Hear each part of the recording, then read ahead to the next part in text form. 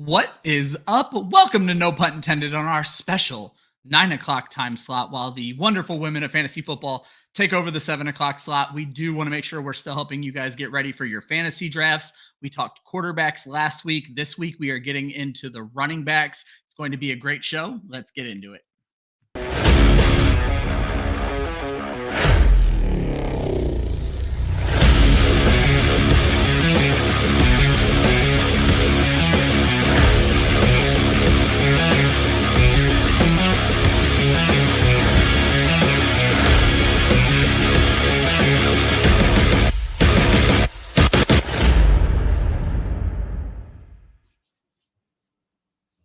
Good evening. What is up? Welcome to No Punt Intended, presented by Club Fantasy. No Joe Zolo this week. I wasn't even good enough to be a basement boy last week. Now I'm hosting this week. What in the world is going on? Ryan Weisse with you. As always, Joshua Hudson in my passenger seat. How you doing, buddy? I am tired. It's been a hell of a day and not the way that I would normally celebrate my birthday. But you know what? This is the part that I love, which is being on here and talking football with the guys. So yeah, if you're in the chat, wish Josh a happy birthday, number one. And number two, his only birthday wish is that you go buy at least one raffle ticket for the Women of Fantasy Football auctions, Raffles, which we'll talk about shortly. But happy birthday, Josh. And because it is our ranking shows, let's talk a little bit about who's with us. Same characters as last week, minus Joe Zolo. Chris Molina down below me and below Josh. Joel Wirth. Chris, how you doing tonight? Good. How about you? Seriously, no complaints. It's a night where we're talking running back rankings, though you guys have spent the day making fun of me, started by you, Chris. So it was unintentional. Yeah, we'll get into that at the end of the show. It's okay to call it intentional. Yeah, that's also fair. And the I don't want to call him the self-proclaimed, the Club Fantasy proclaimed king of zero running back. We're going to give him his whole segment at the end of the show. Joel Wirth, how are you doing, buddy? Good, man. Thank you. Happy birthday, Josh, again. Yeah. Awesome. Happy birthday. Yeah. So let's get into some of the notes and news and notes here. We're going to start off with some NFL news. There was plenty to go around. I'll give you guys a little bit of time to react to it.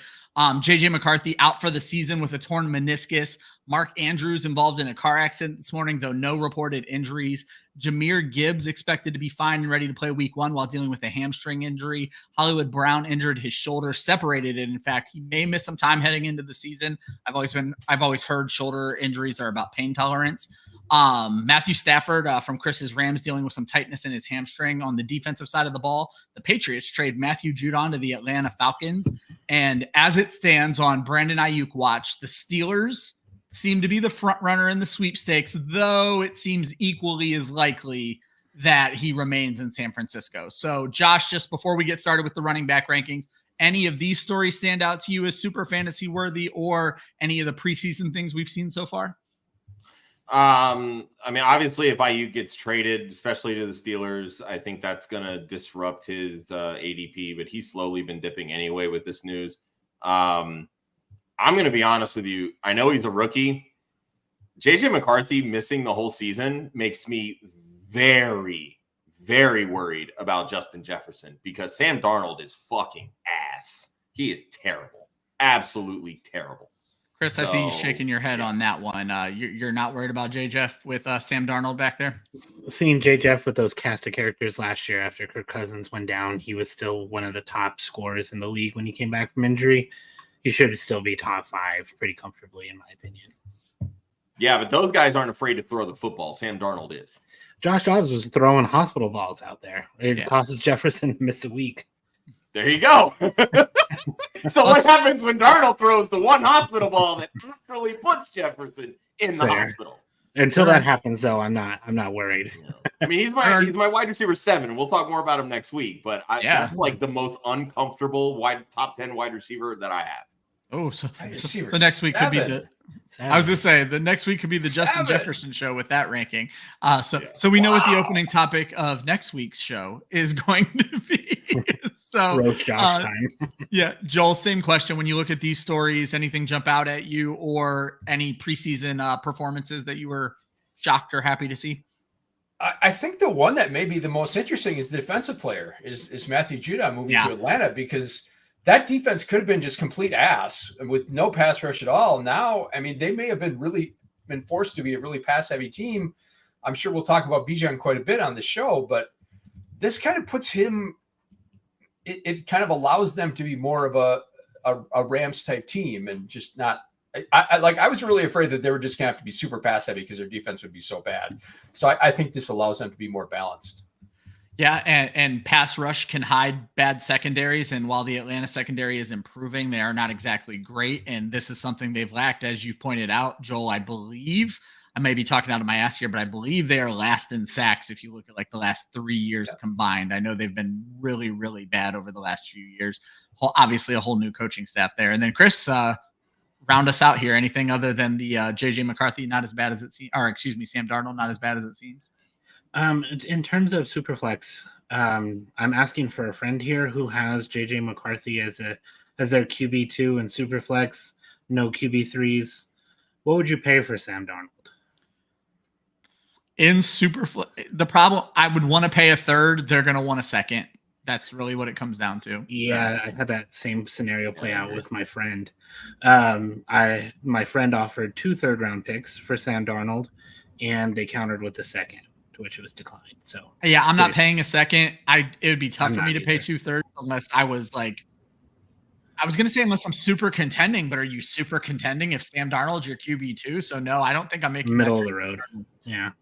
Yeah, 1/3, I think he gets it. Joel done. looks uncomfortable. Like he's ready to be like, why are we out on Sam The Darnold? disrespect for a quarterback in a Kevin O'Connell offense who's got Justin Jefferson to throw to is just staggering.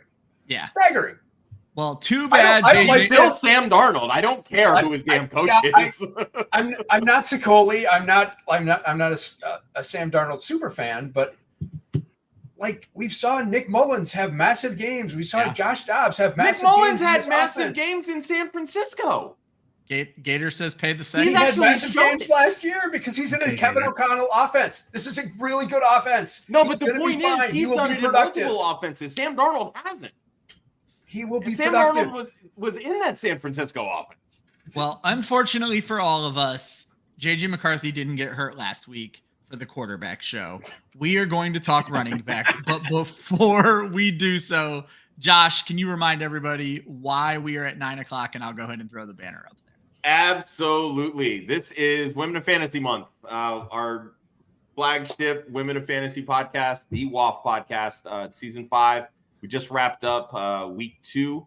We had Drew Jones from Galvanize and Renee from right here at Club Fantasy. She also founded Freak NFL as well as On the Field FF. She's represented us at both the Super Bowl and the NFL draft. It was a great show. Kelly had to hold it down because faith and elections and her job just kind of sucks right now. But Kelly did her thing, and we gave away 2 more jerseys. So far through our raffles this week, we have raised $1,410. We've got 2 more that are going live, that are already live. So if you go over to womenoffantasyfootball.com, you have a chance to win a signed Sam Darnold jersey. And I'm glad I actually grabbed these because I didn't have them when I did the show. But signed Amon-Ra St. Brown jersey. There is zero chance you meant to say Sam Darnold and not Sam LaPorta. Sam LaPorta, excuse me. Yeah. See, It's like you're 87 now. Flustered with this shit, man. Like, damn. I was like, yes, Sam LaPorta. I straight up was like, is that a Sam Darnold Carolina jersey? What is happening? Yeah, I would never do that. And then our guests for this week are Stacey Perez from Fantasy and Frames right here at Club Fantasy, as well as Stephanie Stradley, who is she covers the Houston Texans for the Houston Chronicle. She's also a very big fantasy football fan and player, so I'm very excited to have her on for that. But the biggest news, as the ticker says, we have partnered with Trophy Smack, their ladies league page. If you go directly there, it's trophysmack.com/WOFF. That's WOFF. You can shop any and all Trophy Smack gear from that link. Any commissions that we earn through the month of August, they are going to be added to the WOFF Galvanized Scholarship Fund. So those $5 raffle tickets, anything that you purchase from there, all goes into that scholarship fund. We would very much love to break the $5,000 mark. We were very close to it last year. So yeah, very, very excited. This week's going to be a big one. Like I said, over 1,400 so far through 2 weeks. Love to trump what we did in week 1 with Sam LaPorta. and Amon-Ra St. Brown jerseys. Yes, Sam LaPorta. Keep it that way. All right, guys. Let me talk about our rankers. As you can see on the show with us, let me talk a little bit what's on the site right now. Josh, me, and Chris have our rankings on the site. We have not gotten Joel and Austin into the site yet. Austin actually still just hasn't even given me rankings, but I don't think he's going to be in the show much this season. Joel, at least I do have his rankings. We are going to break down our consensus top 12 to start the show. This is going to sound very, very chalky. Christian McCaffrey, Bijan Robinson, Breece Hall are 1, 2, 3, though I think that could change once Josh gets his rankings updated. Jahmyr Gibbs, Saquon Barkley, Jonathan Taylor are the top 6. Travis Etienne, Kieran Williams, James Cook, Rashad White, Alvin Kamara, and Derrick Henry round out the top 12. My first question for you guys is, when we look at this top 12, look at this top 3, basically all of us have the same top 3 running backs. I'll get to the basically part of that here in just a second. Josh, I want to start with you as the first differentiator at RB4. You have Jonathan Taylor. Should we be expecting a bounce back in this Anthony Richardson-led offense? Yeah, I think anytime you have a quarterback that can keep a defense honest with his legs, you have to bump that running back up. Jonathan Taylor has the ability to score a ton of touchdowns, and we've seen it. He's led the NFL in rushing touchdowns. He's finished as the overall RB1 in the past. Coming back off of the injury, they're going to lean on the running game. There's no two ways about it. Anthony Richardson is still very underdeveloped as a passer. Completed less than 60% of his passes last year, was, I think, in the 55% range in college. They're going to lean very heavily on this running game. And if you told me that both Anthony Richardson and Jonathan Taylor had over 200 carries this season, it would not surprise me one bit. There is a world where Jonathan Taylor has over 350 carries this year. I personally have him penciled in at about 298. But I also think that his receiving skills are a little underrated. We've seen Shane Steichen with this style offense.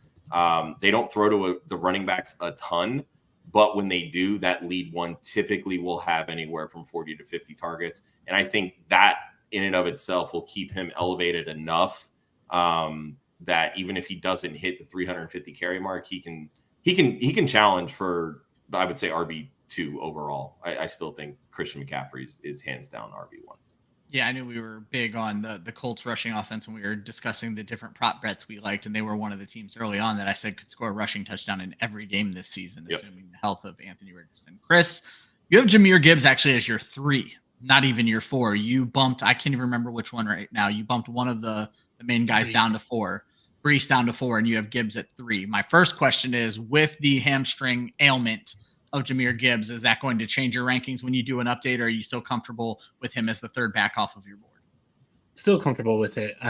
Like you said, I think you found the tweets that I found from Jordan Schultz and Dan Campbell that he should be fine. He should be good to go. It's nothing serious.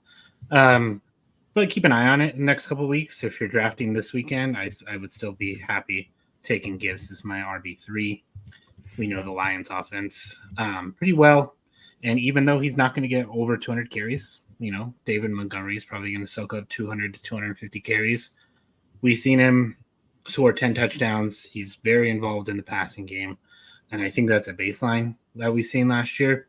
Not to mention, it's not exactly a pro Gibbs RB3 as it is a con of Breece Hall RB3. So I was actually going to let you lean into that because, there wasn't a ton to say about Gibbs, and this show has been very pro Gibbs this entire time. But is there a reason Hall fell to 4 to you? And it sounds like there might be. Yeah, I think Breece is being a little overdrafted. I'm a little uncomfortable with the 41-year-old Aaron Rodgers coming off an Achilles injury. We've seen Breece.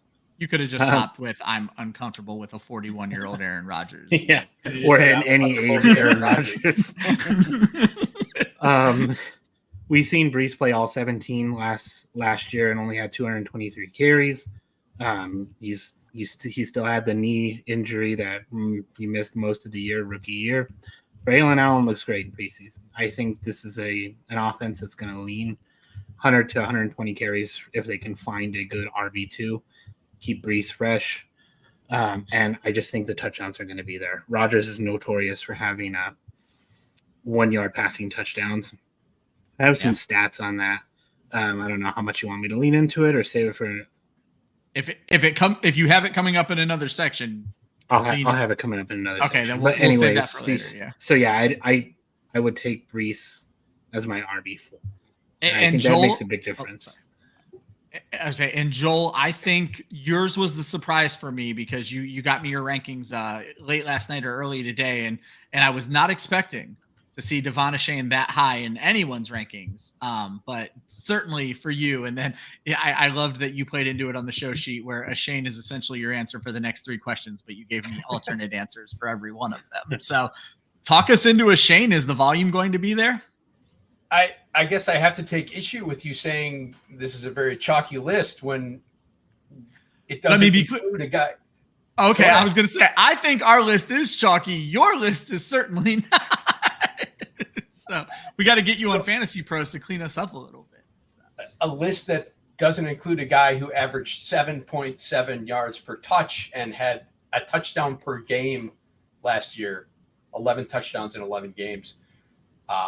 Seems like a guy that doesn't need a whole lot of volume, right? He's in a perfect offense for his skill set. It's a space and speed offense. That's all they want to do is get these guys in space and let them run. He is a legit track star who has that elite speed. He could rival Tyreek Hill, the speed. So I don't get it. I don't get the. I mean, what's the difference between him and Gibbs? What's the difference? Gibbs stayed mostly healthy last year. He missed 3 games too. Gibbs missed 3 games. I said mostly. And he's already hurt. Well, there's that. But yeah, Achane played 3 less games last year. Okay, so he's in a better offense. He's got a year of NFL training under his belt. I mean, is he in a better offense? I don't think so. I don't know if you're just going to be able to run that by us and get us to accept that. Who was the highest scoring offense last year? Yeah. It was Miami, who he plays for. So, yes, he is. He's in a better offense for his skill set. Miami's going to run a shit ton more plays than Detroit will. That's bottom line. There's no arguing about. So, what's the difference between HN and Jahmyr Gibbs? There isn't that. I can 100 take that. touches. I think Miami with Waddle, Hill, Mostert. I think there's a lot of competition for touches in that offense. There's a lot of competition for Gibbs. No, there's Amon-Ra, LaPorta, Montgomery. Yeah, Montgomery's not going to get any targets. Jameson Williams is an afterthought. Goff's going to give him like 50 targets. It's going to be LaPorta, Amon-Ra, and Gibbs in that offense, at least through the passing game. Of course, Montgomery's going to touch the ball 220 times, but and I'm wondering if Monty doesn't touch it more now with this hamstring injury. I wonder if we see Gibbs end up in a similar role, but still, I mean, I just want to see, I guess, more games out of Achane, and I want to see, him overtake Mostert, which I do believe is actually going to happen. So this is not an anti-Gibbs screed at all. I think I've got Gibbs. Well, you've turned it into that. There is no real difference. There's no practical difference between HN and Gibbs, except their ADP. I don't know. I think one can handle a lot more touches. I was just gonna say, if you're talking about like how many more does he need to handle to get 100 more? The dude broke analytics last year. What goes up must come down. Plain and simple. Does it? It kind of felt like DeAndre Swift's rookie year, where he only touched the ball like 100 times and he had crazy efficiency. But can he touch the ball 200 times? I mean, we've seen Gibbs touch the ball. To Joel's point, though, he doesn't need to. He proved that last year. So now I'm starting to see what Joel's saying here, because a couple things real quick. To quote the great Ron Chandler, once you display a skill, you own that skill. I mean, that was a fantasy baseball quote, but it applies. And the second thing, the regression in yards per touch is baked in. If we knew he was going to get 7.5, 8 yards per touch, he would be where Gibbs and CMC already are. So that regression is baked in. This is the same thing as Aaron Jones a couple of years ago when he scored 19 touchdowns and when he was going in the end of the second round. Yeah, we know the regression is going to happen, but it's already in his cost. So don't double count it. I don't agree that it's in this cost. You're paying a high price for A-Chain. He's in the middle of the second round right now. 11 touchdowns and 8 yards per touch. That's too much. What did he not do? He wasn't consistent. Yeah, there was zero consistency. Just Okay, I'm playing to win. I don't give a shit about consistency. I had it pulled up. He had weeks of running back 66, running back 51, running back 26, running back 31, running back 61, and those are in the games he played, not the games And he had a missed. 50-point game. Yes. I do want to throw out that I am actually also pro a Shane breakout. I'm not nearly as high as Joel, but I do have him as, a top 15 pushing top 12 back. I think, Joel, where you lost me was turning this into, and what you did not mean to do is turning it into a Jameer Gibbs argument. I'm like, no, Yes. I can't abide that. That's where I stepped into. Yeah. So, all right, I'm going to move on. And Joel, this kind of led into the next question, which is what I was joking about. So I'm going to have you keep going here. And my question is, which one of these backs in our consensus top 12, or excuse me, I'm getting my questions backwards here. Sorry. Who's missing from the consensus top 12? And obviously you would say Devin Achane, but we're going to talk about someone else at this point. So yeah, I mean, obviously it's HN, but otherwise I would say Pacheco, who is just, I think all the seeds are there for this to be a Kansas City offense, kind of a bounce back MVP season for Mahomes, just like it was in 22, where he was just kind of being disrespected and nobody cared. But so yeah, I think this offense is going to be ridiculous. He is the unquestioned. I mean, he's a bell cow. So, which is weird to say in a Kansas City offense, but yeah, he has consolidated that role. Touchdowns are always going to be a question because of how much how much kind of nonsense they do inside the 5 with all the shovel passes and stuff like that, and how much they throw inside the 5. But he's basically he's as close as we're going to get to a bell cow in an elite offense. So I would question why he's not a top 12 back. Yeah, I think we talked about this during our Kansas City show, and forgive me, Josh, who was our guest on that show? Oh, Liz Loza. Jesus. City. I was like, it was somebody extremely smart. No, Kansas City was who? The week before was Liz Loza. But Pacheco got brought up in that show where she basically said he's not the sexiest pick, but it's the sexiest offense. And so she was really defending Pacheco. So you're on the right side of history here, being on the same side as Liz Loza. I'll take it. There you go. Chris, you mentioned that your top 12 is the same as the consensus. So you're going to give someone who you think you could see breaking into the top 12. I think someone who's done it before, and that's Ramondre Stevenson.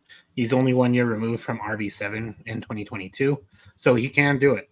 That year, he only had 6 touchdowns, too, so if we're going to say the Patriots' offense is garbage, he's not going to score much. He doesn't need to score much. That year, he had 88 targets, 210 attempts. High efficiency was the trick, and last year, the efficiency crashed. But if we see some positive regression right to the middle, I think he can sneak into that RB12 range. Zeke, Bill O'Brien's gone, whole new coaching staff, except for I think the senior offensive assistant Bob McAdoo is still there. Christ, of course, Bob McAdoo is still there. If I'm remembering correctly, but he doesn't have any competition. Antonio. Wait, no, that was Ben McAdoo. Who was Ben McAdoo? Yeah. Okay, but we're still talking about the same guy who is still terrible. Okay, good. So Antonio Gibson's not going to be a vulture in the red zone. He's not going to be a threat to Ramondre's RB1 status in New England. And he's priced at running back 21 right now on Underdog, so he's pretty priced right between his ceiling and his floor. So I like Ramondre. Very, very pro Ramondre guy myself. For mine, I'm very chalk as well, Chris. The only one that I kind of had out was Josh Jacobs, but Josh also has Josh Jacobs. So Josh, I'll let you jump in here. It's interesting you put Mixon, but you also were higher on Monty than the rest of us as well. So you have a few guys missing, but take a few minutes and talk about who you think belongs. Yeah, I had Monty at, I don't even remember where it was, but I went through and was it 10? Yeah. Because I think I actually had him higher than Gibbs. I went through and I scrubbed rankings a little bit before the show, and I had to update them on the show. Okay. On Fantasy Pros. But yeah, Monty's in my RB15 right now, but Josh Jacobs is I say let's talk Jacobs because you have him all the way up at 6. So yeah, I have him as RB6. I mean, look, I don't know how much worse an offensive line is going to be than what the Raiders had last year. It's what really wasn't great. I think Green Bay's got the pieces that they can put something together. They clearly have much better weapons around Josh Jacobs on the perimeter than what he had in Las Vegas. I mean, obviously sans, Devontae Adams, but they're going to spread the football around a lot more. That's going to keep defenses honest. Josh Jacobs is a bell cow. He's somebody that can clearly handle 300 plus, not just touches, but 300 plus carries. And this is a team that I think, and Joel, I think you can probably speak more to this, but I don't really see them having a desire to move to, Marshawn Lloyd's already hurt. And I know there are plenty of people that really weren't that high on Marshawn Lloyd. Yeah. But then there were also some that were really high on Marshawn Lloyd. So if it's somewhere in the middle, that tells me he's still maybe only going to see 80 carries anyway. Where does that leave the rest for Josh Jacobs? That's going to be close to 300 touches. So we know he's a proven pass catcher. They've never had a problem throwing the ball to the running backs. Aaron Jones was a consistent PPR guy in this Green Bay offense. You translate or transfer a lot of that to Josh Jacobs, he's going to be a top 10 guy. And I don't see any reason why people are not ranking him as a top 10 guy, truthfully. Yeah, it was the one thing Jacobs himself talked about was getting more involved in the passing game. Joel, as a Packers fan, is that something you can see happening? Yeah, LaFleur has preferred to spread the touches around, but the thing with Lloyd is, and I've said this from the beginning about his prospect profile, he's very good with the ball in his hands, but he's terrible at the things that coaches need to see from you to get you on the field. Yeah. Pass protection, ball security, catching the ball, reliability, being, availability. He's terrible at all those. He's like the anti-Jamal Williams. Yeah. He's terrible at all those things. So he's a bizarro Jamal Williams, basically. He's very talented with the ball, but can't do anything else. So, yeah, I think there's a very real chance that Jacobs just consolidates this entire role. AJ Dillon he's looked good, but he hasn't really done anything in practice to say that he's anything different than what he has been. They trust Emmanuel Wilson, so I think he may end up.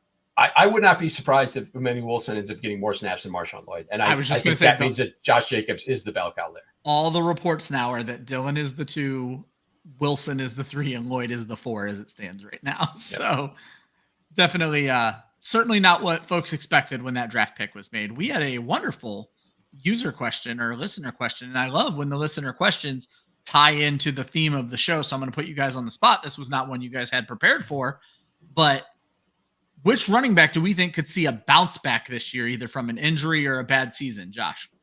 For me, it's Josh Jacobs. He was way down last year. Okay. Like I said, I have him as an RB6. If you want to throw Saquon in that conversation, you can too. He definitely got hurt.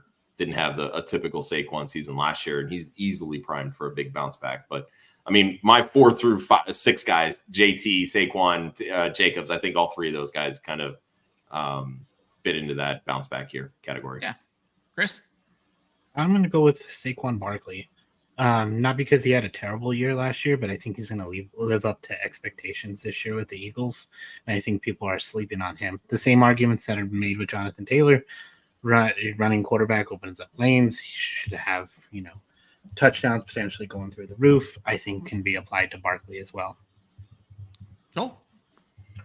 What I'll say is Javonte Williams. You bastard. I was trying to go through ones in the background. Is he going to make the team? Hey. Yeah, he was obviously hindered by the ACL last year. So he was obviously not himself. So I think it sounds like he's running much more similar to what he was 2 years ago before the injury. And that offense just feeds targets to running back. So I don't think Jaleel McLaughlin is anything more than a change of pace guy. So yeah, I think he's a guy who could realistically get 60 catches this year.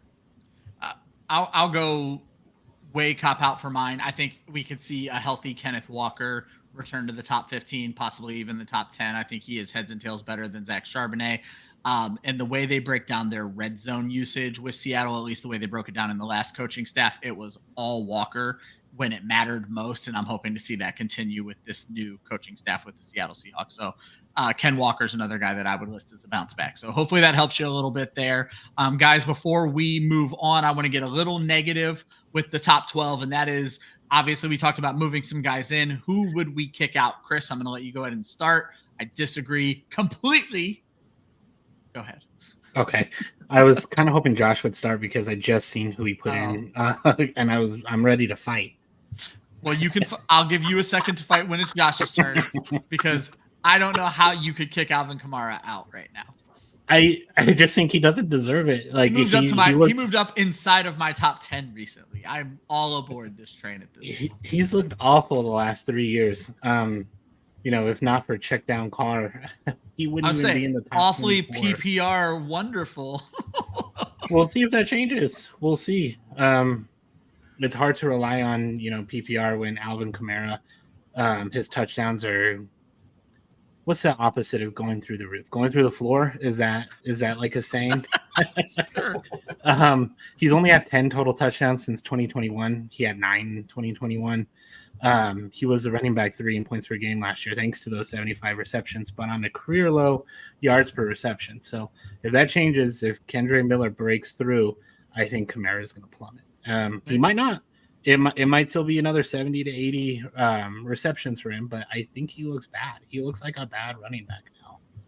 I'll let you and Josh finish it up with an argument before I kick to Joel. I want to say, Craig, you're making us blush. Thanks, buddy. We appreciate you. We appreciate all the support from all of our listeners. Joel, who would you kick out of the top 12? I'm the world's foremost Travis Etienne hater, apparently. Yes. He wasn't good last year. He averaged 3.8 yards per carry. This guy's Joe Mixon reincarnated. He's not special. He's not. So his production was all touchdown based. So if that goes away, like I expect it to, I think Brian Thomas is going to be a real red zone weapon for them. If his touchdowns regress, you're looking at a very inefficient, touchdown dependent backs. I don't think he belongs in the top 12.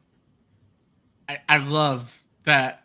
The RB3 who only scored 12 touchdowns to you doesn't belong in the top 12. I mean, I agree there were efficiency issues, but I'm guessing to me with all this new wide receivers, I think he'll remain heavily involved in the passing game, Joel. My issue is who's going to cut into his workload from the running back position. It's not Tank Bigsby. I don't think it is either, but Peterson has said that they want to reduce his workload. So whether it's Bigsby or just anyone, whether it happens or not, I don't care. I don't know, but he wasn't good. He averaged 3.8 yards a carry. He's not good. I have to say, so we now have the chat yelling at Joel as well. It's Gator, but he's also yelling at Joel. And at first I was like, man, this show feels like it's going to be very anti-Joel. But then I remembered what this show was and who Joel was, the zero RB guy talking about the top 12 running back. Of course, this is how it's going to go down. So we're going to move on with that one. Josh, Rachaad White, and be ready to defend yourself because Chris, after Josh is done, feel free to jump in. I mean, if you want to talk about inefficient running backs, you guys are destroying 3.8 yards per carry right now. Travis Etienne doesn't belong in the top 12. Why the fuck should Rachaad White belong in the top 12? Travis Etienne at least scores touchdowns. Rachaad White doesn't. So I don't see a path to him repeating this unless he miraculously plays another full season and then literally everybody else gets hurt. That's to me is the only way this happens. I mean, Tampa seems very high on Bucky Irving. And he looked like he had some juice in this last preseason game. Now, again, we're talking one preseason game. Not all the starters are playing. I get that. This is going to be a scenario, and again, it's played out literally every single year. This is what the Jaguars did last year. They drafted Tank Bigsby, hoping that he could be a solid number 2 to give Travis Etienne a break. Then we all found out that Tank Bigsby sucks, and Travis Etienne had to carry a load. When he has to carry that full load, that's where he gets inefficient. The big difference, Rachaad White has never been efficient. He just fucking sucks. He wasn't efficient while Leonard Fournette was there. Yeah. And it's just not – this offense is just not conducive for running backs to be very efficient. So if Bucky Irving comes in and proves to be a guy that can keep the chains moving, you tell me why he wouldn't get more run than Rachaad White. That's going to cut into this workload that Rachaad White seemingly has that keeps him afloat despite the lack of efficiency. Chris? this reminds me eerily of last year and everyone talking about how good Sean Tucker was. And then what did Sean Tucker do? 15 attempts, 23 yards. The dude was coming off a freaking heart condition. Come on, man. I thought Sean Tucker was a lot better than Bucky Irving coming out of college too. Tucker was. So maybe he needed a year to get reconditioned. Maybe he does. Maybe he's the guy that comes in and takes the second run. I like Bucky Irving too, and he's got a path to be the running back too. But what does that mean in Tampa Bay? 49 carries, 17 targets, something like that. Unless he's amazing, but if he was amazing, he wouldn't have fell to the third round. Yeah, Oregon football did not show out well in the draft. No, and Troy Franklin struggling. Bo Nix might not even start. This is a rough off season for Oregon grads. But what I do want to say about Rachaad White is, yes, he's inefficient, but 256 carries at less than 4 yards per carry, get him at 1,000 yards. There's no other targets in Tampa Bay other than Mike Evans and Chris Godwin. We'll see what happens with the rookie, but it very easily could be Rachaad White again as the third target in the offense. If he scores 10 touchdowns total, he comes out to my RB5. So he's my guy this year. Joel, I saw you make a face. I don't know if it was just about the pass catchers in Tampa Bay or if you wanted to get in on this. It's just the Jalen McMillan slander. I thought that might be it. Because I saw you start to mouth Jalen, and I was like, hold on a second. So I thought that might be it. All right. So just to recap before we move on, if you want to know who my guys in this circle don't like, just take a look at yards per carry. 3.9 yards per carry, Alvin Kamara. 3.8 yards per carry, Travis Etienne, and 3.6 yards per carry, Rachaad White. We are a group that prefers efficiency. That is for damn sure. We are now going to move on to the RB2s, our consensus top 13 through 24. So Josh Jacobs, who we spoke about, Joe Mixon, Isaiah Pacheco, David Montgomery, Devon Achane, Najee Harris. So obviously Joel propping Achane way up there. Najee Harris, Tony Pollard, Ramondre Stevenson at 20, Kenneth Walker at 21, Austin Eckler at 22, James Conner at 23, Aaron Jones at 24. And I'm going to ask you guys kind of the same questions about this group as I did about the last group.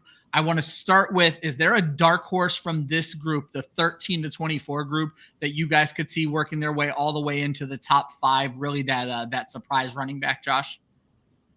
I mean, Achane's the easy one, right? Like, if he maintains any level of efficiency. Now we all agree with Joel. It only took 2 segments. So. And sure. But again, not to beat a dead horse, but, when you're drafting him in the top 10, you're expecting that, right? That's a very live and very fast horse. Well, and that's fair. I already spoke about Jacobs. I already spoke about Jacobs. For me, it's Kenneth Walker. When I did my ranking scrub, he bumped up to RB13 for me. The coach speak is all over Kenneth Walker right now. This coaching staff did not draft Zach Charbonnet. I don't think they're going to run the football or plan or want to run the football as much as Pete Carroll wanted to, and Shane Waldron just said, no, I don't fucking care about running the football. But I think they're going to be between probably 400 and 430 carries. If Kenneth Walker stays healthy, I think he has a very clear path to 240 carries. He is the much better receiver, in my opinion. He is more electric with the football in his hands, and he scores touchdowns. Plain and simple. And this is what we're looking for in fantasy football. We need touchdowns. He gets them. This is an offense that's going to be spread out. When you spread out, you take a lot of those linebackers either off the field or spread them away from the middle of the field. You start running up the gut with a guy that can gain chunk yards, it's game over. And Kenneth Walker can do that. I think, again, he could be a big-time dark horse that finishes a top 10 running back this year. I think that's absolutely fair. You bring up some really great points there, and I do think the touchdown thing is something that, because I'm going to just throw mine out real quick as I'm hosting. I don't spend a lot of times talking about my guys, but I put David Montgomery for a very similar reason, Josh, that if Jahmyr Gibbs is going to miss time or be limited in any way, obviously I was super high on David Montgomery last year. The consensus is that his touchdowns were going to fall as Gibbs got more involved. But if Gibbs can't get more involved, there's no reason. This is an offense that has continually produced 15 plus rushing touchdowns. If those start to fall in David Montgomery's lap and he can play 16 games, I'm very interested to see where Montgomery goes. Joel, of course, this is another Devon Shane answer, but you gave us another name as a consolation prize. Talk to us about Najee Harris. Yeah, because I knew I'd be talking about HN quite a bit. Yeah. So the other one for me is Najee Harris. Just going to the Arthur Smith offense, and as bad as a head coach as he was in Atlanta, he's a very good offensive coordinator. There's no question about that. The offensive line upgrades they've made in the last couple of years are significant. They drafted Troy Fatano this year, who's one of my favorite kind of second tier, behind Joe Alt, who's, generational prospect, whatever. And Broderick Jones last year, they made some really, this offensive line has gone from kind of shit bottom to probably top 10 in the last couple of years. I think Fields is going to get more starts than Russell Wilson. So I think that's going to just, all last year we talked about how much we wanted Justin Fields to go to Atlanta and run the Arthur Smith offense. I think that's really good for the running game. He probably needs Jaylen Warren to get hurt to kind of consolidate the role to be a top 5 guy. But, I could sound like he was a really good pass receiving prospect at Alabama. He hasn't been efficient, but the offense has been terrible around him. So I just think I think you can make a case for him being a top 5 back. Oh, I think that's fair. Chris, you talked about both of your guys at least a little bit already. Give us a little bit more on either Pacheco, Stevenson, both of them, whatever you didn't get a chance to say previously. Actually, I think, since Pacheco and Stevenson have been talked about, I kind of wanted to pivot. I seen Gator's comment about James Conner, and I tend to agree with him. Okay. I think James Conner is too low. If we take just the weeks from when Kyler Murray came back to the end of the season, James Conner was a running back 7. He has done know that. Yeah, running back 7. Yes, they drafted Trey Benson, but I mean, running backs are a dime a dozen in depth charts. Just because a team drafts a running back doesn't mean James Conner's going to be dust. If James Conner is good, like he's been good, how can you keep him off the field? In those 8 games, his yards per attempt were 4.8. He had 5 touchdowns in 8 games, 23 targets. That comes out to, in a 17-game, 298 attempts, 36 yards, 11 touchdowns, and 4 receiving touchdowns. That's a path to a top 5. I would say it's a path, but it is a path not very much traveled by James Conner, because he's going to have to play some games that he's not played in his career. So, no, I agree. There's just someone who I seen could go higher in that list that we haven't spent a lot of time talking about. I think that's a really good point. And that was a great statistic with once he gets Kyler back, because I do think, and even myself, I think we need to go back and look at that Arizona offense through a different lens from when Kyler Murray came back, because Kyler Murray was like a top 10 fantasy quarterback. And then you're throwing these Conner numbers out there. There might be more than this to this Arizona offense than meets the eye. So that's going to be really interesting. And you've already kind of hit it, where just because they draft a running back doesn't necessarily mean anything. And we're seeing that with Green Bay as we speak, because Green Bay, Tampa, even Miami, to a point where they drafted a Shane, but Mostert still kind of held it down. And then this year they're doing it with Jalen Wright. Right. He looks good in preseason. Yeah. So drafting a running back isn't necessarily the kiss of death. And Chris, I'll stick with you here. Looking at this top 24, this 13 to 24, who would you kick out? And your name goes against, again, this must be a you versus Josh kind of show in the books. So. Oh, it's Josh Jacobs for me. He's not in my top 24. He's my running back 25. I think Joel touched on it briefly, but LaFleur likes to spread the ball around. Since 2019, when Aaron Jones had 236 yards and 16 touchdowns, 180 here. I'm just going to read off the amount of attempts the running back one had for Green Bay: 178, 187, 213, 201, and none of these guys had more than 9 rushing touchdowns. So if we're saying Josh Jacobs is all the way at running back 6, that kind of means he's going to get 60, 70 targets, or he's going to get 10 to 15 touchdowns. And he looked awful. He looked washed last year. Let's say he does have 200, 250 carries. What does that actually amount to? Does he get 1,000 yards? I don't think so. Yeah. Does he get 60, 70 targets? No. Aaron Jones came off 43 targets.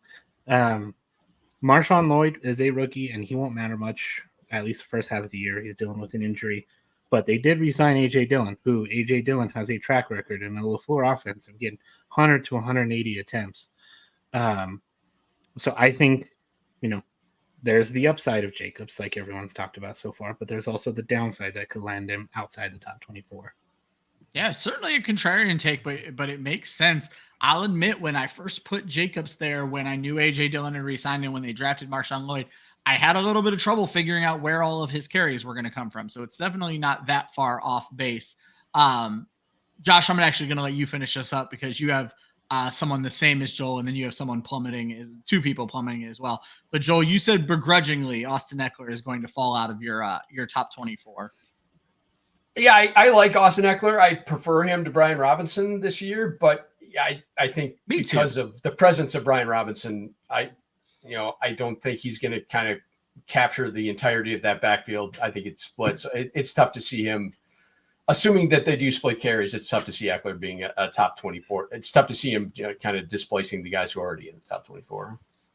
My only thing is I just don't know that I trust Jahan Dotson or any of those receivers enough that I don't know that Austin Eckler isn't the second best wide receiver on that team right now. So that's what I'll be interested to see how they use. I don't disagree with you. Yeah. So that's my takeaway with Eckler. But Josh, you actually have Eckler plummeting as well as another guy, which I don't know if Joel has it in him to push back on Aaron Jones right now, but I'll let you at least pitch your case and I'll see if Joel has anything to add. Yeah, I'll add on with Austin Eckler really quick. So when I first did my rankings, I had Eckler as like a top 12 running back because it was all based on touchdowns, right? Cliff Kingsbury system in the red zone. Austin Eckler is a proven touchdown threat inside the red zone, and it just made way too much sense. And the more camp reports I'm hearing, everything is starting to fall outside of favor for Austin Eckler, in my opinion. They're really getting Brian Robinson more involved. They're utilizing these two really interchangeably.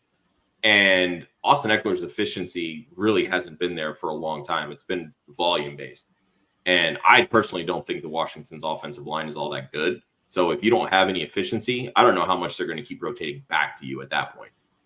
Brian Robinson can't score touchdowns. It's not that he can't.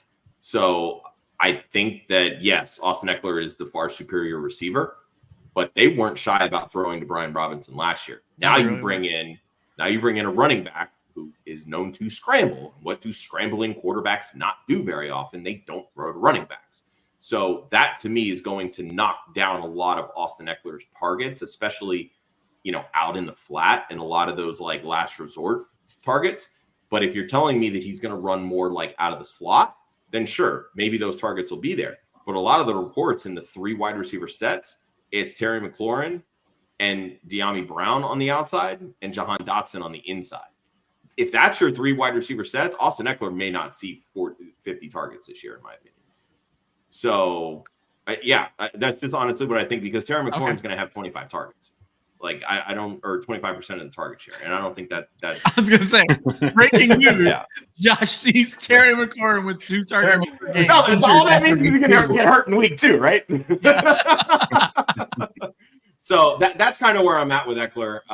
But in terms of Aaron Jones, I mean, he hasn't been healthy for the last few years, in my opinion. I mean, he's still a very efficient running back, but now you're going to a team that, to me, really only has one really good offensive lineman, and that's Christian Darrisaw.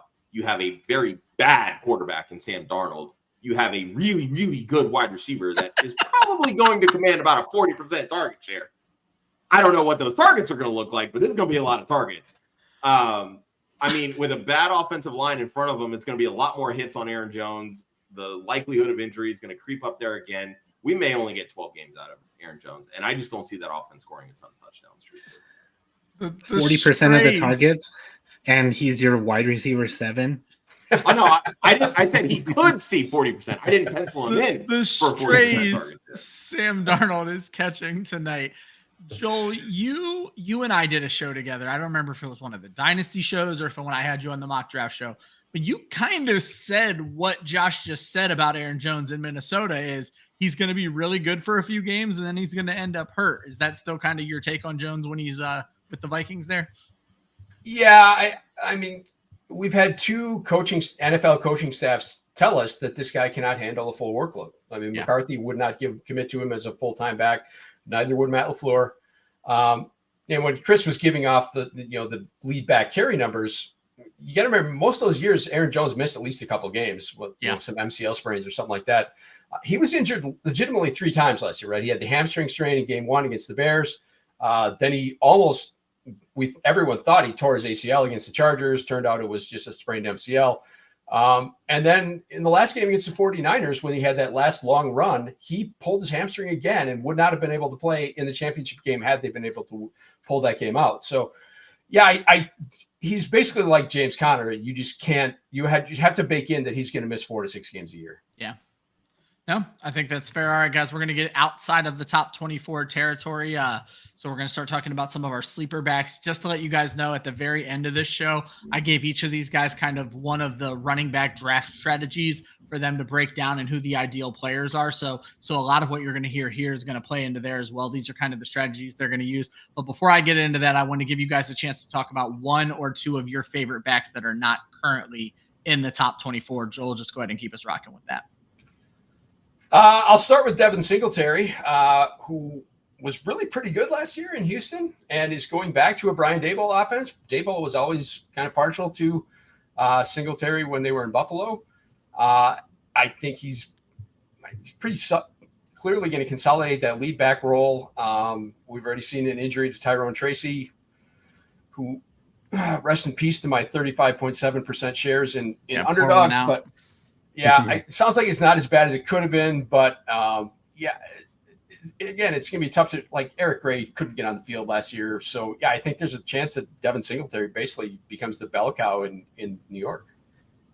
And I had Devin Singletary on my list, Joel, but you already had him on here, so I backed off of him. We've already talked about Javonte Williams. I'm just going to quickly throw in for everyone Chuba Hubbard.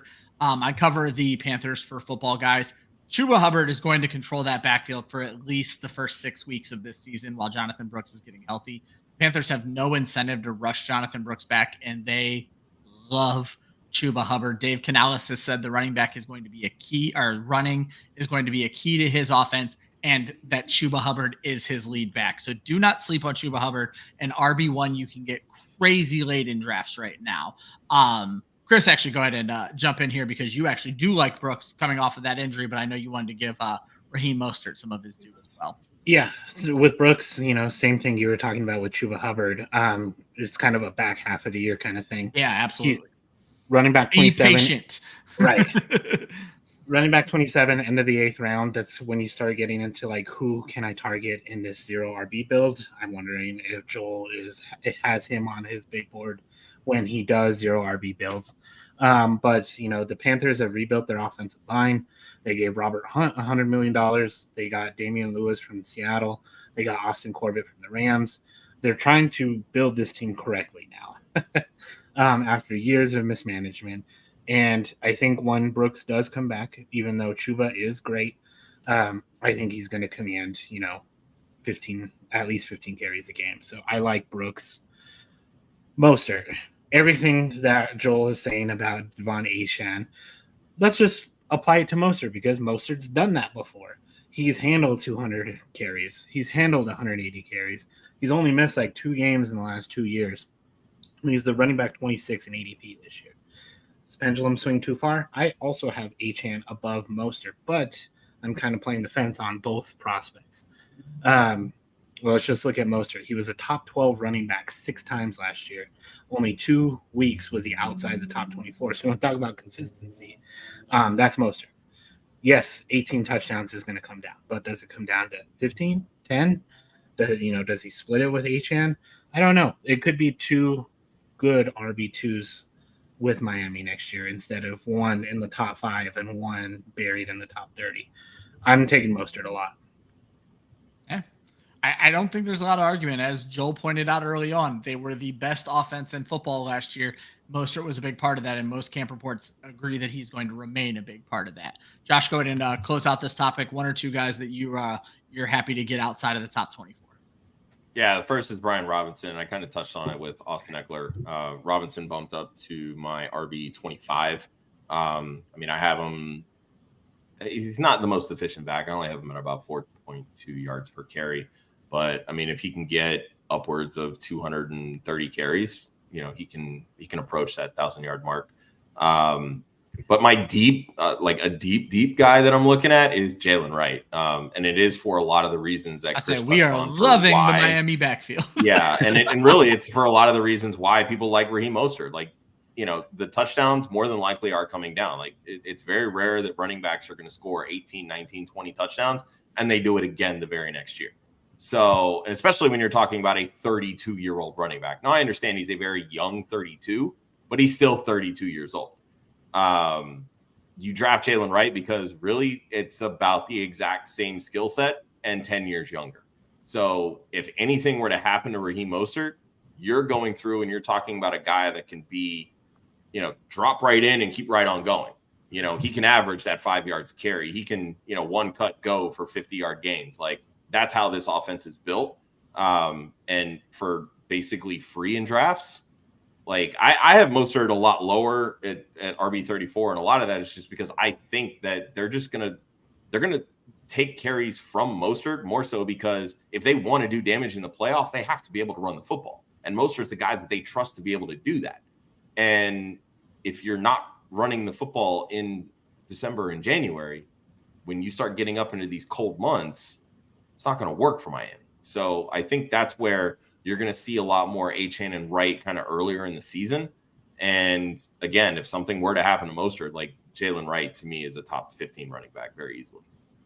We are going to end the show with these guys talking about strategies. But the last question I came up with that I thought was kind of a fun little question here is if the last pick of your draft, 15th round, 13th round, whatever you guys want to call it, but late ADP, if the last pick of your draft is going to be a running back, who are you looking for? Josh, go ahead and answer that.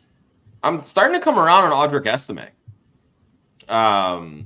Yeah, the way that they were kind of using him in the preseason was really like kind of interchangeable. I don't think that he's going to be a huge factor this year. I think, Javonte Williams is going to own that backfield.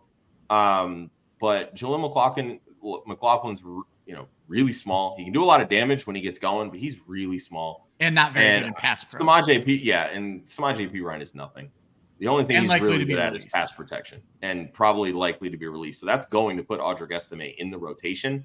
I think his combine really tanked his stock.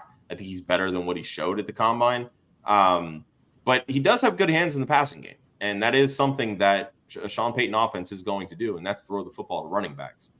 And Bo Nix has proven that he's not afraid to do that either. So I think there's value here, especially if something were to happen to McLaughlin or Javonte Williams, and it's a worthy dart throw, in my opinion. So for me, Chris, until yesterday, the answer to this question was very easily Tyrone Tracy. And now I'd probably pivot to Elijah Mitchell just because Christian McCaffrey is already dealing with injuries. But you have Eric Gray on your list. And my question to you was Eric Gray at all on your radar before this Tyrone Tracy? Did you just think he was going to win this job? No, I didn't know who was going to win the job. Okay. That's kind of what I was paying attention to in preseason. Was it Gray? Was it Tracy? But now that Tracy's probably going to miss 3 to 6 weeks minimum, looking at their backfield, it's Eric Gray. And the lead back of being Devin Singletary. Yes, Devin Singletary can soak up 75-80% of the attempts, running back targets, etc. But he's also Devin Singletary. His new contract, he's making less than Aaron Jones and Miles Sanders every year. So it's not like they went out and paid him big money. They paid him like mid money. And Devin Singletary's never had more than 216 carries, which he set last year, never more than 52 targets. So if you're looking at a dart throw of what backup running back can take a job from a starting running back, I like Eric Gray. And you also had Will Shipley in here. Yeah, just as a handcuff. I don't know if I would be taking him with Saquon Barkley because that's really not what I do. I'll take him from the Saquon Barkley. Take him from the Saquon manager. Yeah, I like that. But it's going to be someone, and why not Will Shipley? I'm with it. Kenny Gainwell sucks. We know what Kenny Gainwell is. Exactly. And then Joel, you have a guy who I was crazy interested in during draft season, mainly because he's enormous and he's like 20 years old. So I was not as scared off by the Jets landing spot as others were for Braylon Allen. And you said he's worth a flyer at the end of the draft. Yeah, I think so. Like you mentioned, he was a very talented but kind of flawed prospect coming out of Wisconsin, but he's crazy young. He played linebacker in high school, plays entire freshman season at 17. So he's kind of learning the position. He will not be able to buy a beer until January, basically the championship games of next year. He's going to play this entire season at age 20. The camp report's been really good. They seem to really like him, and I think they probably need to take some of the load off of Breece Hall. And the contingent value is just through the roof. If anything happens to Breece Hall again, I mean, he'd just really be like basically a bell cow in that offense. So, yeah, he's a guy I'm just willing to kind of take a gamble on with the last pick. I'm with I agree it. 100% with Joel. Yeah, love the landing spot too for Dynasty. You know, his price went down, but you can stash him. His second contract comes up when he's like 23. That's what I'm saying. Exactly. If he doesn't get used for 3 years in Green Bay, I am ecstatic about that because I can't wait to see where he ends. Me in New York. Or New York, yeah, my apologies. Thank you. And then I do want to throw a couple more quick things in here. First of all, Jay would just coming in. Keeping the running back sober is a good idea since he can't drink. Everything's going to work out. And then Jay did give us Dylan Lobby out in Las Vegas. And Ray Davis, I think, is a name that I don't even know if he's going to be eligible for a last pick of the draft by the time draft season rolls around. He may not be eligible now. Chris is shaking his head no. No, so. he's like 12th, 13th round and underdog right now. So that's why I didn't pick Ray Davis. Yeah, so you're going to see that come up. And I wanted to end this show talking about draft strategies. And Joel, I'm going to have you go last just because I feel like you can get the deepest into your strategy since it's your way of life. So basically how I broke this down was there are 3 ways to draft running backs where you're not just looking at a balanced effect. It's zero running back, hero running back, and robust running back. And Chris, let's just get this out of the way. I assigned you robust running back. I asked you to describe and defend it, but I think you might go the other route with this. So talk to us about robust running back, Chris. I will describe it. I can guarantee you that much. It's the high T, Dan Campbell biting kneecaps way of drafting your teams. You're going to take 3 running backs in your first 3 or 4 rounds, if not 4 in your first 6. That's what I think of running robust. Balanced, you might go 2 and 2, you might go 1, 2, 1, whatever. Robust kind of to me means you're going 0 wide receiver. Or yeah, to me, I looked at it as because I'm going to ask you who your first 3 picks would be in this draft strategy. To me, I looked at it as your first 3 picks are definitely running back. So that's how I looked at robust. Yeah. So that's how I look at robust running back too. It's in theory, it's nice. You get 3 of the top 12 guys. You're set with your running back position, your flex, maybe someone on the bench as depth. And then, you take flyers with your wide receivers. You shoot for the upside with wide receivers. You use more bench spots for your, couple tight ends or a couple QBs between matchups, whatever. It helps with your flexibility. However, why I don't like a robust running back is running backs, they tend to stick around in these drafts, especially this year. The running back 13 is James Cook, and you can get him nearly in the 6th round. He's going right next to Terry McLaurin and Keenan Allen, the wide receivers 32 and 33 off the board. So you're losing a lot of value at the wide receiver position if you do go robust running back. And you got to hope these guys don't get injured because if they do, I think they're harder to replace because wide receivers, there's more volatility. But main reason, I'm playing a little game with you guys real quick. The top 12 in ADP last year for robust running back.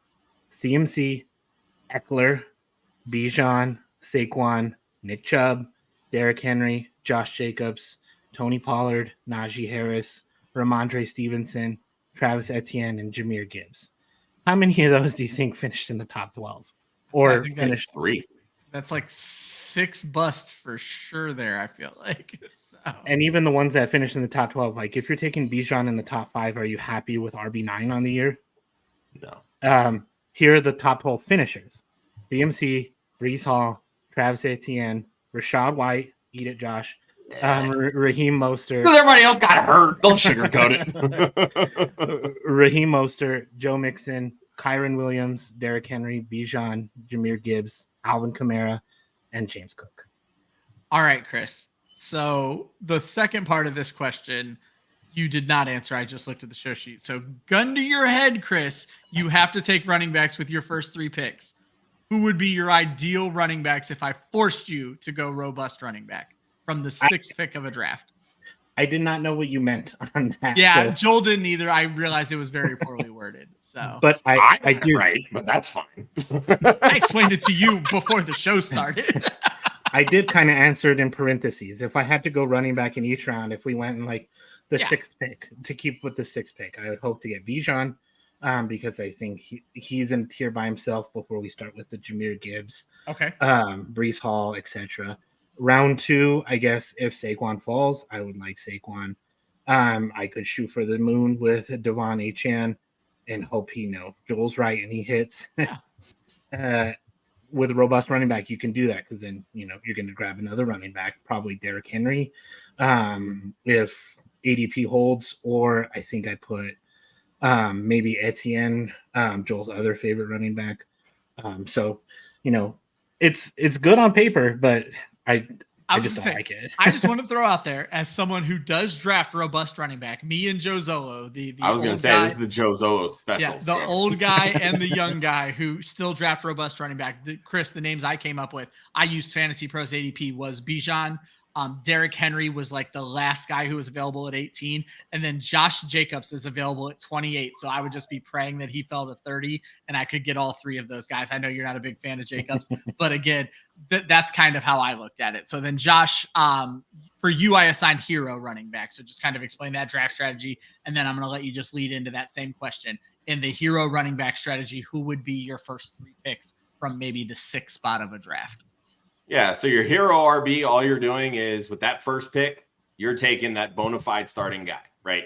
So realistically, in the middle of the first round, if Christian McCaffrey's 101, which he should be 101 in my opinion, your next guys could all be there. Anybody from Bijan to Breece Hall,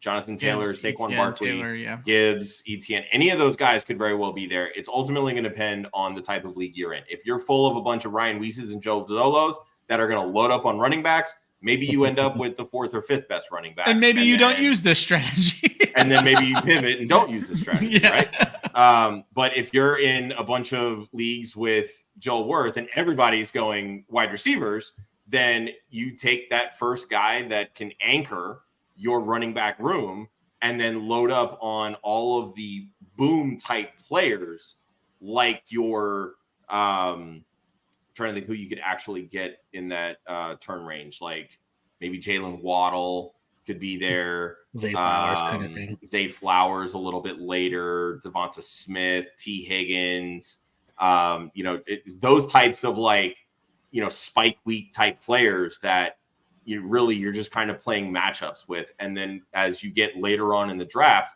you're loading up on boom potential running backs, guys that can ultimately fill in when the starter goes down. So those guys that we named a little bit earlier, like the Eric Grays and the Will Shipleys, those types of guys come a little bit later. But, you want to get your Najee Harris's, your Javonte Williams, your Raheem Mostert's in that, 8, 9, 10, 11 round range to kind of fill out that RB room when, you're anchoring your roster with that elite tight end, maybe an elite or mid-tier quarterback and just wide receiver after wide receiver. I have a question for Josh. Yeah. Sorry, Ryan, not to cut you off.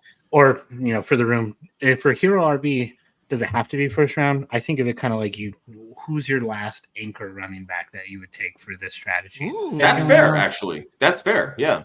I mean, for me, I think my last anchor would probably be Josh Jacobs because I have him a lot higher than everybody else, right? So in theory, I could probably start with, an elite wide receiver at 6, maybe Jamar Chase, or if I am feeling really frisky, go Justin Jefferson.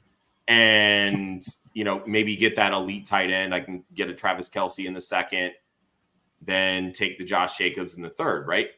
To me, that's a pretty fine start. I'm fine with that. I think that's kind of where I would fall in terms of that anchor strategy.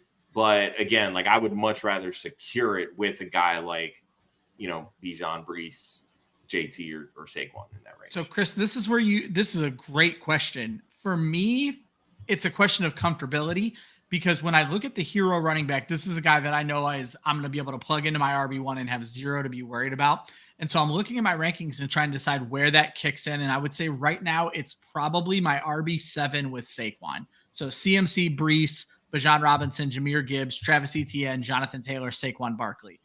Any of those guys, I'm going to be very happy, and I'll play the hero running back game.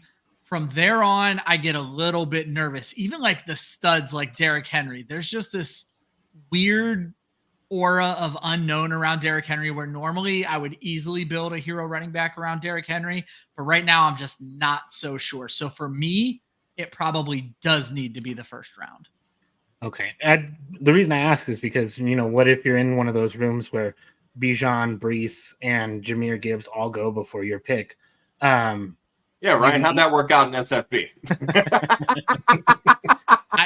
I took a quarterback in the first round, which is not what I expected to have to do. So, and then you can still you get the value of an Amon-Ra or a Jamar Chase, and then you can turn around and get your anchor in Saquon or something like that. Yeah. And then Josh, just real quick with the hero running back strategy, this I think is good for people who like you and like your analysis. Who would be your ideal first 3 picks? So when you got to that 6th spot, who's the running back you're hoping there? And it's obviously not Christian McCaffrey.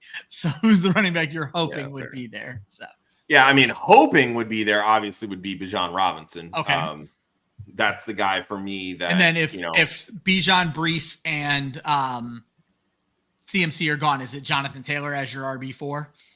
Yeah. Okay. I just didn't know if Saquon you could absolutely talk me into Saquon. Okay. I mean, I am an Eagles fan, let's be honest. And then which 2 positions? I imagine it's wide receivers both. I don't think you're taking tight end in those first 3 rounds. So which 2 wide receivers would you like to walk out of that 2nd and 3rd round with to pair with that running back? I'm looking right now at underdog ADP. If I could get Drake London, I would be really happy. He's going a little earlier, more. Would you pair him with Bijan? Great question. I don't know that I would love that, but I just did yesterday. Okay. I mean, again, I don't think it's the end of the world, because those are going to be the 2 guys, in my opinion, that get the most work. Now, I would maybe feel a little bit more comfortable if I was stacking Falcons, you go Bijan in the 1st, and then maybe in the 5th, Kyle Pitts, or 6th, Kyle Pitts, whatever. But obviously that's playing a different game. Nico, I wouldn't hate. Not a huge Chris Olave guy. I mean, personally, I'm fine with Devontae Adams or even Cooper Kupp. Yeah, I feel like Adams is a great value where he is right now, and Kupp as well. Kupp recently moved back. And then in that 3rd round, I am smashing DK Metcalf. Okay. I love it. All right, Joel, take us home. 0 running back. Whenever it gets talked about on Club Fantasy, we talk about Joel Wirth. Explain it and talk about your ideal picks. And then, Joel, I give you that extra piece of homework, and that was, when do you start looking for your first back? Who's your ideal first back? Yeah, so I think the misconception with 0 RB is that people think that it's just, you're just playing the injury game and you're expecting guys to get hurt, and that's not it. There's so much more to it than that. And it's really to do with the nature of the position in the modern game, which is that bell cow backs basically don't exist. And if they do, they're going to get hurt. They're just more likely to get hurt. But it's also kind of the value of the touches. And if you think about what are the 2 kind of saws that we have in fantasy, it's volume is king and targets are earned, right? So let's take Cincinnati. If whoever their RB1 is, or say when Joe Mixon was there, if he got hurt, if Travion Williams comes in, he's just going to slot into that role, and he's going to get those touches that are game planned in, right? Those touches are the carries, that's all based on the game plan and the game flow. So he's just going to slot into that role, and he's going to be a 1-to-1 replacement for what basically Mixon was before. Now, if you take like a Jamar Chase, if he gets hurt and replaced by, say, a Trenton Irwin or Andre Yoshibash, targets are earned. If those guys were good enough to get targets, they would be on the field. They're not. So you basically, you can replace a running back running back's production with another running back. You cannot replace a receiver's production with a backup receiver. It doesn't work that way. So yes, the injury component is important because it does happen. The guys Chris named off, a lot of them were injury that failed from last year's top 12, and it happens every year, right? We know that half of the top 12 is going to disappoint relative to their production last year. And if you think about it, and this is where what brings it home to me is, if you think about basically every fantasy league you've ever been in, like by week 8, 9, 10, everybody in the league is not happy with their running back group. Nobody's happy with their running backs. So I'm going to draft like I expect to not be happy with my running backs, and I'm going to spend my draft capital on players that I expect to be there and expect to be producing in the minute later in the season. And then I'm no worse off than anyone else in the league because basically everyone else thinks their running back room sucks too. And if that happens and I'm drafting their handcuffs, now I'm set. So yeah, it's just a mindset, and there's just a lot more to it than, I'm expecting these guys to get hurt, so I'm just not drafting that. There's so much more to it than that. No, I think that's fair. I'm going to have you answer Jay's question before you tell me your ideal picks. So Jay wants to know, when you're looking at that zero running back, how do you differentiate best ball and redraft? Is there any major difference for you there? So, yeah, I mean, obviously best ball, you care about exposures, you care about, stacks and bringbacks and stuff like that. You care, so it's a very different kind of game. It's a very different draft. So yeah, like I said, I drafted a Bijan team yesterday. I had Bijan direct launch team. I want exposure to Bijan Robinson because I think he could literally break fantasy this year in that offense. So yeah, I'm not going to just not take him. That's foolish. But in most of my drafts, the guys I don't have, I have 0 Travis Etienne shares. Probably not surprising. I have very few Saquon Barkley shares. It's the JT. I love JT. I've got his uniform or his jersey behind me. I have very few JT shares. It's those secondary kind of guys that I just don't take, because I would rather take receivers, because I don't see the upside case for those guys that's better than, the guys I'm taking. Like, even if Jonathan Taylor blows up, if I'm taking Nico Collins, I think he's probably just as good. So yeah, those are the guys I don't end up with a lot of. Okay. I bet it's different too, right? With best ball, you can't pick up the Kyron Williams, or if Mostert. Yeah, there's no waivers. Yeah, so it's a very different game. I think that makes a lot of sense. And then Joel rounded out with for the zero running back drafter, your ideal picks from the 6th spot for the first 3 rounds, and then also who is that running back you're really hoping is your RB1. Yeah, so a lot of them are the ones that Josh kind of hit on, and like if Josh, I noticed you guys had a lot of names in common. Yeah, I'll gladly take him at pick 6. But if London's available in the middle of the 2nd, I'll take him there, and Metcalf in the 3rd. I'm fine with that. But yeah, there's all kinds of like Nico Collins, Jalen Waddle, in the 2nd, and the 3rd rounds. Devonta Smith. I'm fine with all those guys. And then who's that ideal running back for you? So usually, until the last couple of weeks, it had been Ken Walker was the guy I was kind of starting with as my first running back. He's kind of been steamed up the board, at least on Underdog in best ball. So now it's usually around Najee Harris. That's usually where I take that, because if I'm drafting 0 RB, I want an elite quarterback, I want an elite tight end, I want to fill my wide receiver spots, I want to fill my flex, and that's when I'm going to dip in. So that's about round 7, 8, something like that. So that's about where I'm kind of jumping into the running backs. There you go. All right, we kept you guys late tonight. There's one last question I'm going to get in, but I think I'm just going to have Joel answer this one as well. But first, I want to get Manny up on the screen. We appreciate helping you out, Manny. So thanks for tuning in. We couldn't do this if you guys weren't watching. My father-in-law. Oh, is it? Yeah. Awesome. That's awesome. Faith, the only person in the world who's allowed to call Josh that, says happy birthday. And then I wanted to get Gator's last question up here. I'm going to go out on a limb and say that roster settings and scoring settings probably don't affect hero running back and robust running back too much. But Joel, I have a specific question for you that Josh and I have talked about. Are you willing to go 0 running back even in a standard league where like touchdown king? Okay. No. So. And honestly, we're just talking with a buddy of mine. We share a home league league draft team. And the league has put up for vote switching the third wide receiver to a flex. And so there would be two. When you go from two running backs or two receiver or three receivers to two receivers, and you have as many starting positions as you do running back, now there's really no value because now it becomes a depth issue and a replacement value issue. So, and I was talking with them. I said, in that setting, I'm taking 4 running backs and a quarterback and a tight end before I even look at wide receiver. And that's a standard. I love it. So, yeah, I hate it, but I was going to say, play the game. You have to play the game that the settings indicate. But you know what? No better advice to end on that. Know your settings, know your scoring, play the game that the settings indicate. Guys, that is our running back ranking show. We will be back next week to talk wide receivers. Josh, happy birthday. I'm still going to make you do the outro because I have nothing written down to talk about all the great stuff we have going on right now. Yeah, so I'll re-hit on the ticker below. Our Women of Fantasy Football partnership with Trophy Smack.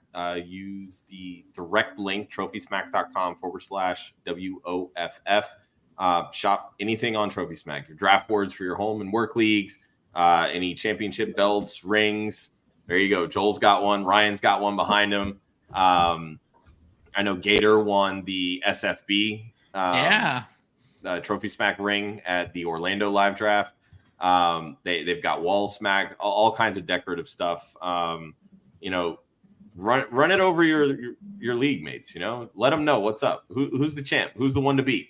That's what Trophy Smack's all about. My little brother just won our first ever back-to-back championship and literally bought himself 2 championship rings to show off at our draft. There you go. 100%. And that's the fun part with Trophy Smack. So if you use that direct link, trophysmack.com/WOF, any commissions that we earn in the month of August are going to go directly into our WOF Galvanized Scholarship Fund.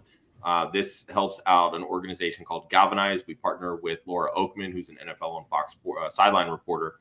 And what Galvanize does is provides as much and as many tools as possible to help women go through what the sports media world throws at them. She wanted to give them the tools that she didn't have when she was first coming up through the ranks. And she is the 3rd longest tenured sideline reporter in the NFL. So I think she knows a thing or two about how to do this. We sent 4 women to these boot camps just this year through our raffles from last year. We're off to a really good start this year. We've raised over $1,400 through 2 weeks. And for this week, you can hit the link in the description of this video. It'll take you over to womenoffantasyfootball.com where you can purchase your raffle tickets. We're giving away a signed Sam LaPorta Lions jersey and a signed Amon-Ra St. Brown Lions jersey. So Pride of Detroit week here at Club Fantasy and Women of Fantasy Football. But outside of that, all kinds of shows going on. We run, what is it, like 7, 8, 9 shows a week sometimes? I think it's 9. By my last count, it's 9. Yeah. Oh. So we've got Trade Blocked with Joel, Dusty, and Hoove tomorrow at 8 o'clock. They're going to be breaking down Devonta Smith's dynasty trade value, and then obviously taking all of your dynasty trades to kind of break down and tell you if you won or lost or getting good value or not. We have Mock Girl Summer tomorrow night at 10 p.m. That is with that's our Women of Fantasy Football mock draft show. It's with Wendy Early, Julia Papworth from Football Guys and Fantasy Footballers, and special guest Lindsay Rhodes from SiriusXM Fantasy. So that's going to be a lot of fun. Friday night is Mock It Like It's Hot. We're doing the listener league, but not a mock draft this week for the first time ever. An actual draft. Live league draft for our listener league. So. There you go. And Saturday morning at 11, we should have Summer School, best ball show with Austin and Matt. Sunday morning, Dynasty After Party, myself and Joel. Monday night, Mocking with the Stars. That's Gator J's mock draft show with Chris Battistow. Tuesday night is Masterclass. That's our high stakes best ball show with Gator and Stacey Perez, who is going to be one of our guests on the WAF podcast for next Wednesday at 7 p.m. along with Stephanie Stradley, who covers the Houston Texans for the Houston Chronicle. The long and short is We are live almost every single day of the week. When golf is back in full swing, we even have a golf show. There is no reason for you guys not to hit that subscribe button. It's free and it means the absolute world to us. I hope you guys learned a lot. I hope we were able to help you out. We'll be back for the wide receiver rankings next week. Always remember, defense wins championships, offense wins fantasy football, and we will see you at next week's show. Support women in sports.